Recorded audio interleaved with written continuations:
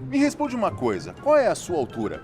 A minha é 1,86 m e eu não tenho muito do que reclamar. Agora, imagina se eu ou você tivéssemos mais de 2,5 m, ou melhor, 2,70 m. Pode parecer surreal, mas já existiu um cara com essas medidas lá nos Estados Unidos. O nome dele era Robert Wadlow. E por mais que ele tenha sido um cara impressionante, a vida dele não foi fácil não. Eu vou te contar a história dele hoje. Eu sou o Luke e você é muito bem-vindo aqui na Fatos Desconhecidos.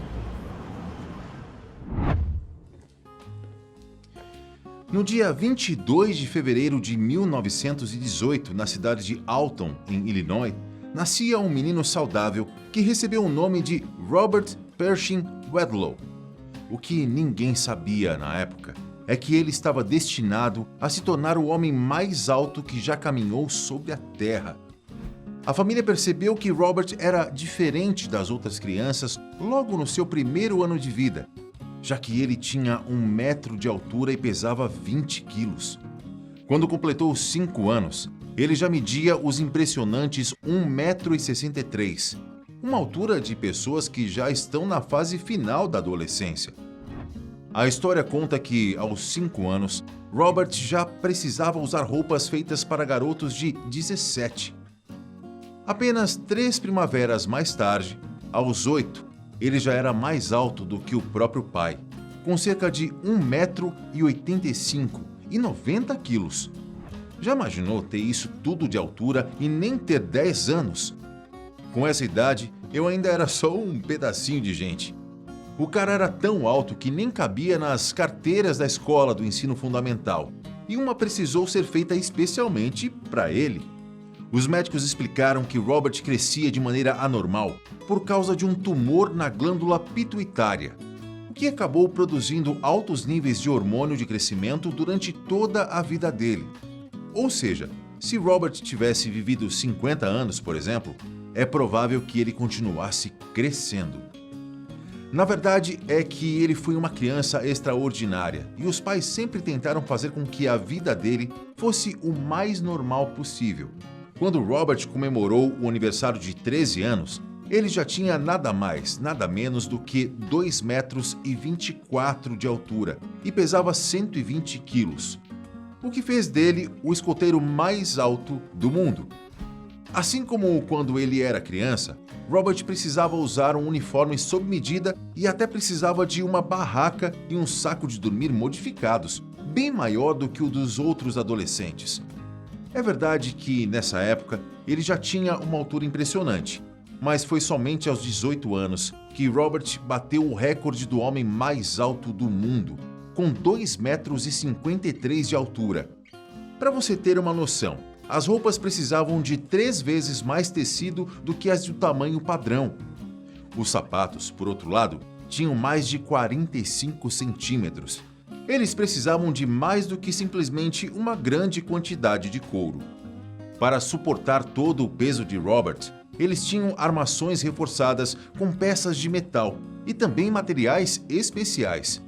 Ainda aos 18, no ano de 1936, Robert foi notado pelo circo itinerante dos irmãos Ringling, que sabiam que o personagem principal da nossa história poderia se tornar um ótimo acréscimo ao show deles.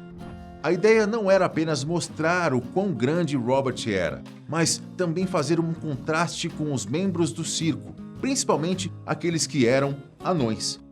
Depois de aceitar a proposta e entrar para o show, ele se tornou uma verdadeira celebridade.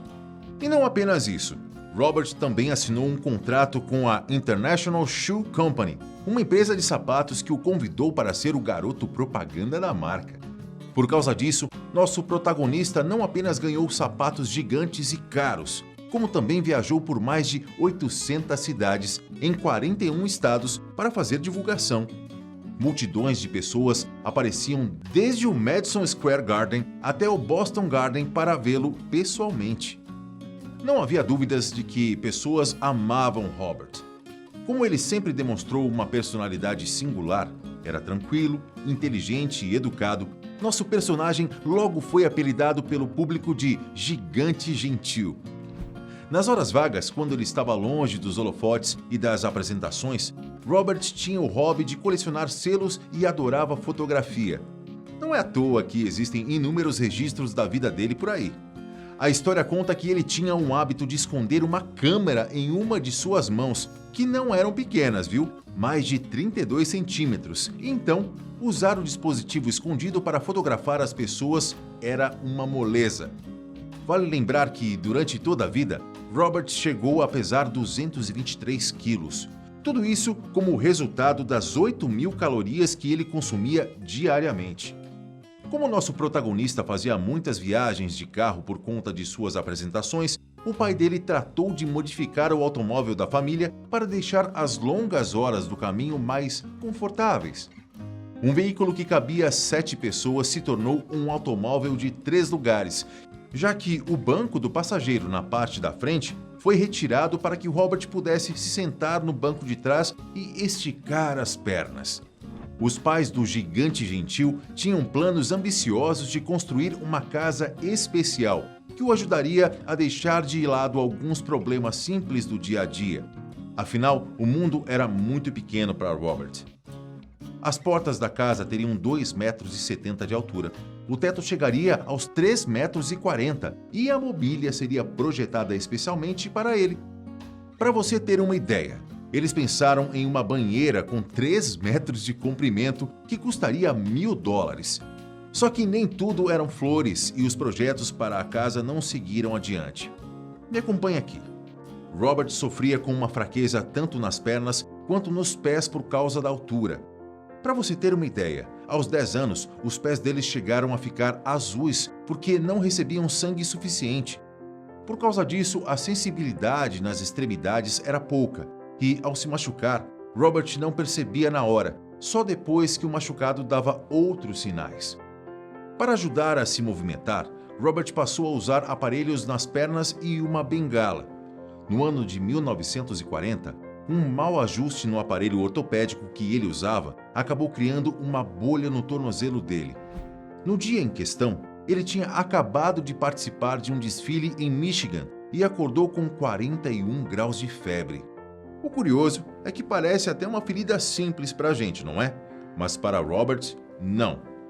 Como ele não tinha muita sensibilidade naquela região, justamente pelos problemas com a circulação sanguínea, o nosso protagonista demorou para perceber o machucado. Foi essa demora que acabou transformando uma simples bolha em uma séria infecção.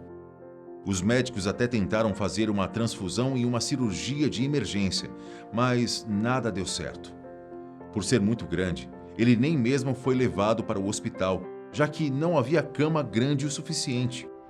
O atendimento foi feito no hotel em que Robert estava, e acabou que sua incrível altura também foi um problema, pois tinha deixado o sistema imunológico dele enfraquecido.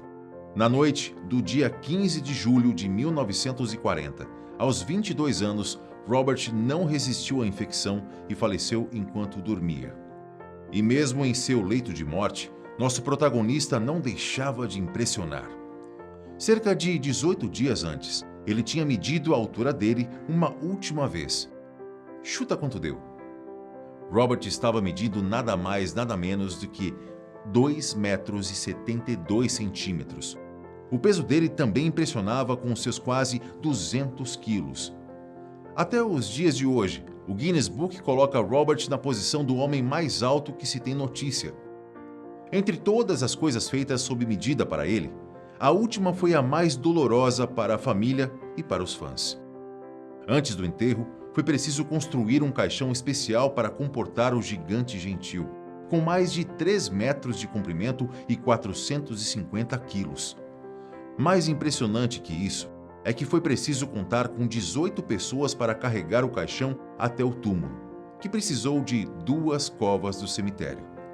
Sem falar que, durante o funeral, mais de 40.000 pessoas foram prestar homenagens e boa parte dos serviços da cidade ficaram fechados como demonstração de respeito.